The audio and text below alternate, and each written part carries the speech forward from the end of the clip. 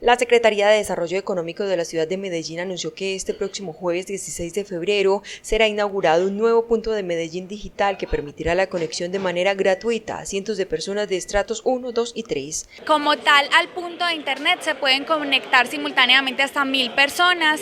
Estamos este jueves con el ministro y con el alcalde inaugurando este punto para la ciudad.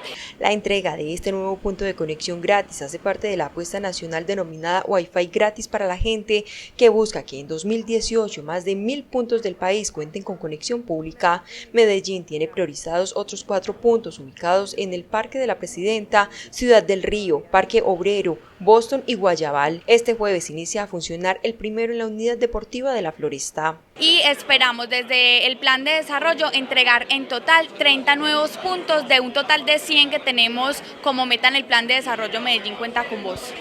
Con este nuevo punto, la ciudad de Medellín quedaría con 193 lugares de conexión gratuita ubicados en parques públicos, placas polideportivas, plazas de mercado, sitios emblemáticos y turísticos. Desde nuestro proyecto Medellín Digital tenemos una inversión este año de alrededor de 3.000 millones de pesos. El ministerio como tal tiene dentro de todo su programa una inversión de alrededor de 13.000 millones de pesos para todo el país. Este punto de conexión gratuita tendrá cobertura de 80 metros a la redonda. La inversión inicial del Ministerio de las TIC para esta propuesta es de 13.000 millones de pesos.